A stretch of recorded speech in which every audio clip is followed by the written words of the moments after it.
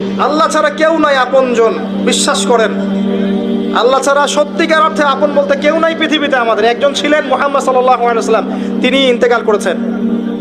মুহাম্মদ সাল্লাল্লাহু আলাইহি ওয়াসাল্লাম এমন মানুষ ছিলেন যে তিনি একটা বাগানে ঢুকেছেন, একটা উট দৌড়ে তার কাছে চলে এসেছে, এসে গায়ের সাথে বুকের সাথে গাটা লাগিয়ে রেখেছে। নবী সাল্লাল্লাহু আলাইহি ওয়াসাল্লাম আদর করছেন, হাদিস স্পষ্ট সহিহ, নবীজি আদর করছেন এবং বলছেন, জানো উটটা আমাকে কি অভিযোগ করলো? উটটা আমাকে তার মালিকের বিরুদ্ধে অভিযোগ করলো, তার মালিক তাকে কষ্ট দেয়। এই উটটা পর্যন্ত, একটা অবলা প্রাণী পর্যন্ত আমাদের নবীকে আপন মনে করছেন, ছুটে চলে আসছেন, আমার কষ্ট হচ্ছে, আমাকে ধরেন। চিন্তা করতে পারেন?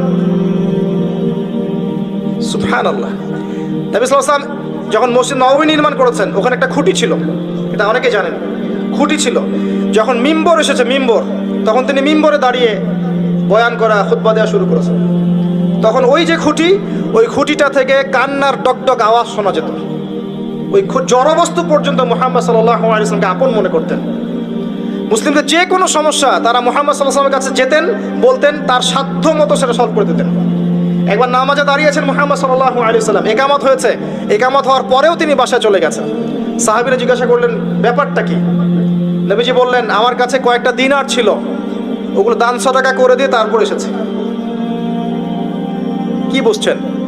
কিছু মানুষ এসেছে, জীর্ণ শীর্ণ, খাবার নাই, কাপড় নাই, নবীজিকে বলছেন, নবীজি সাল্লাল্লাহু আলাইহি ওয়াসাল্লাম, আমরা এই সমস্যায় আছি। নবীজি দেখে এত মায়া লাগলো, চোখ দিয়ে দরদর করে পানি পড়তে লাগলো। তিনি সাহাবীদেরকে বলেন, হে সাহাবীরা, তোমাদের মাঝে কি দানশীলরা নেই? নিয়ে আসো, তোমাদের কাছে যা আছে নিয়ে আসো। সবাই কিছু কিছু করে আনা শুরু করলো। আস্তে আস্তে আস্তে আস্তে স্তূপ হয়ে গেল সম্পদের।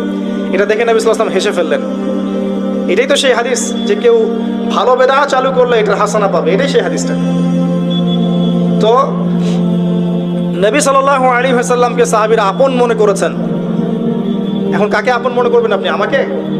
আমার মধ্যে তো নবীর সুন্নতের 5%ও নাই। আপনাকে দেখে মনে হচ্ছে আমাকে যে আমি অনেক বড় স্কলার, মুফাসসির কোরআন অমুক তমুক। আমি নিজেই তো বুঝতে পারছি যে আমার ভিতরে নবী সাল্লাল্লাহু আলাইহি ওয়াসাল্লামের সুন্নাতের 10%ও নাই। কে আপনাকে নসিহত করবে? কে আপনাকে তাজকিয়া করবে? যারা এমন আল্লাহওয়ালা মানুষ, যারা এমন তাকওয়াওয়ালা মানুষ, নূরওয়ালা মানুষ, এই মানুষগুলোর কাছে গিয়ে পড়ে থাকেন, এই মানুষগুলোর কাছে গিয়ে সহবতে গিয়ে পড়ে থাকেন, খুঁজে নেন এই মানুষগুলোকে, কোথায় আছে খুঁজে নেন। আমি জানি না কোথায় আছে, আমি নিজেও খুঁজছি, আর আমাদের খোঁজার দৃষ্টিভঙ্গিটা খুব সূক্ষ্ম। ওই যে ইমাম বুখারী দেখেছিলেন না, ওই যে ঘোড়াকে খাওয়াচ্ছেন প্রতারণা করে, হাদিস নিলেন না তার কাছ থেকে, আছে না? জানেন না আপনারা? হাদিস সার্চ করতে করতে এক জায়গায় চলে গেছেন, অনেক মাইলের পর মাইল পথ পাড়ি দিয়ে দেখেছেন যার কাছ থেকে